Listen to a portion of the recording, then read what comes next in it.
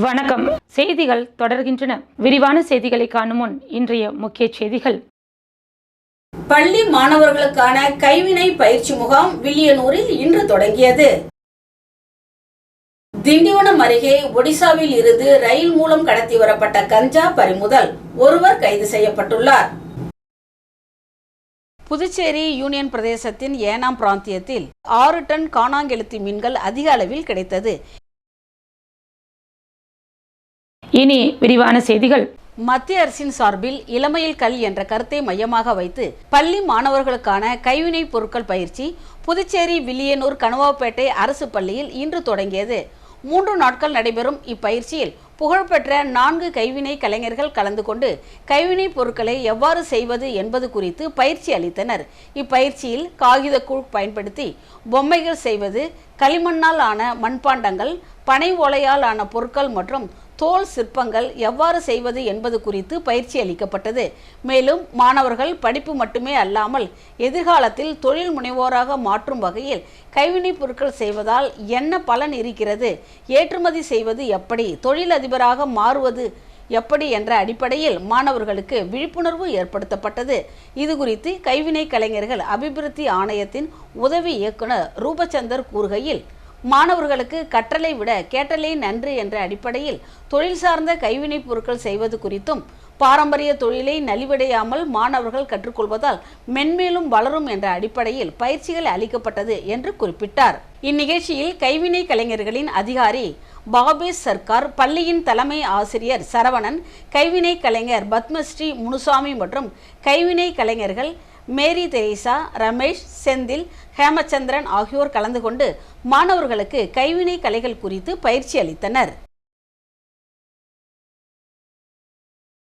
விழுப்புரம் மாவட்டம் திண்டிவனம் அடுத்த கூட்டேரிப்பட்டு பகுதியில் ரயில் மூலம் கஞ்சா கடத்தி வரப்படுவதாக மாவட்ட காவல் கண்காணிப்பாளருக்கு கிடைத்த ரகசிய தகவலின் அடிப்படையில் மயிலம் காவல் நிலைய காவலர்கள் கூட்டேரிப்பட்டு பகுதியில் தீவிர வாகன சோதனையில் ஈடுபட்டிருந்தனர். அப்பொழுது ஊராட்சி ஒன்றிய அலுவலகம் எதிரில் காவலர்கள் வாகன சோதனையில் ஈடுபட்டிருந்த போது அங்கே சந்தேகத்திற்கிடமான முறையில் நின்றிருந்த நபரை பிடித்து விசாரணை மேற்கொண்டனர். மேலும் அவர் வைத்திருந்த பையை சோதனை செய்ததில் 8 பொட்டலங்களில் 16 கிலோ கஞ்சா இருப்பது தெரிய வந்தது. அந்த நபரை காவல் நிலையம் அழைத்து சென்று விசாரணை மேற்கொண்டதில் அவர் சென்னை சவுகார்பேட்டை பகுதியை சேர்ந்த ராஜசேகர் என்பதும் ஒடிசாவிற்கு ரயிலில் சென்று கஞ்சாவை கடத்தி வந்து கூட்டேரிப்பட்டு வழியாக விற்பனை செய்ய எடுத்து சென்றதும் தெரிய வந்தது.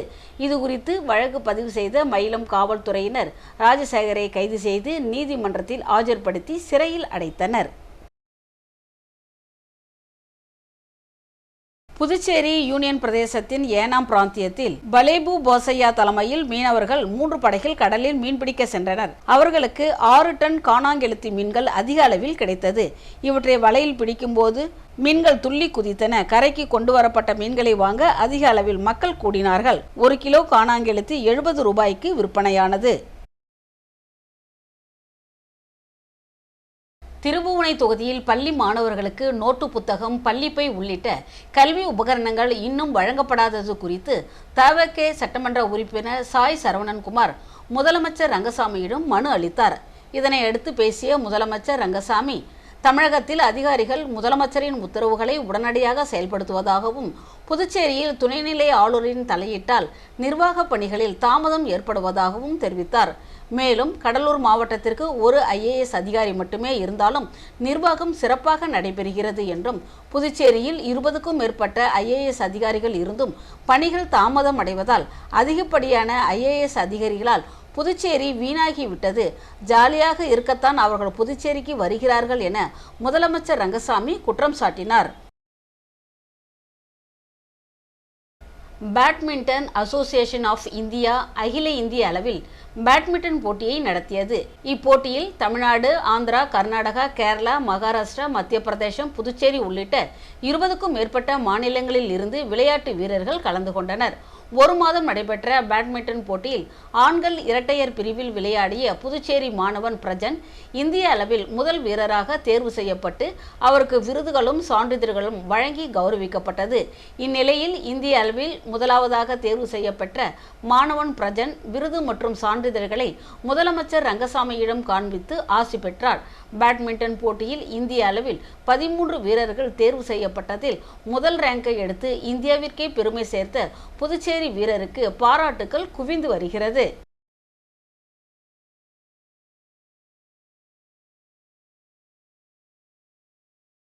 புதுச்சேரி வில்லியனூர் சட்டமன்ற தொகுதிக்கு உட்பட்ட பல்வேறு பகுதிகளுக்கு நேரடியாக சென்று மக்கள் குறைகளை கேட்டறிந்து வரும் சட்டமன்ற உறுப்பினர் ரவிக்குமார் அதன் ஒரு பகுதியாக கொம்பாக்கம்பேட் பகுதியில் அமைந்துள்ள அருள்மிகு ஸ்ரீ ஏழைமுத்து மாரியம்மன் கோவிலில் ஆய்வு மேற்கொண்டார். அப்போது அப்பகுதி பொதுமக்கள் மற்றும் ஆலய அறங்காவலர் குழுவினர் கோவிலை சுற்றியுள்ள பகுதிகளில் தரைத்தளம் அமைத்து தருமாறு கோரிக்கை விடுத்தனர். கோரிக்கையை கவனமாக கேட்டறிந்த சட்டமன்ற உறுப்பினர் ரவிக்குமார் ஆலய அறங்காவலர் குழு நிர்வாகிகள் மற்றும் பொதுமக்களுடன் கலந்துரையாடினர். பின்னர் அவர் பேசுகையில் கோவிலை சுற்றி தரைத்தளம் அமைத்தல் உள்ளிட்ட பல்வேறு அனைத்து அடிப்படை வசதிகளும் விரைவாக ஏற்படுத்தி தரப்படும் என உறுதியளித்தார். இந்த ஆய்வு நிகழ்ச்சியில் ஊர் பெரியோர்கள், பொதுமக்கள், ஆலய அறங்காவலர் குழுவினர் மற்றும் சமூக ஆர்வலர்கள் கலந்து கொண்டனர். புதுவையில் இன்றைய தங்கம் மற்றும் வெள்ளி விலை நிலவரம். தங்கம் 1 கிராம் 13,875 ரூபாய். 1 சவரன் தங்கம் 1,11,000 ரூபாய். 10 கிராம் வெள்ளி 2,690 ரூபாய். செய்திகள் நிறைவடைந்தன. வணக்கம்.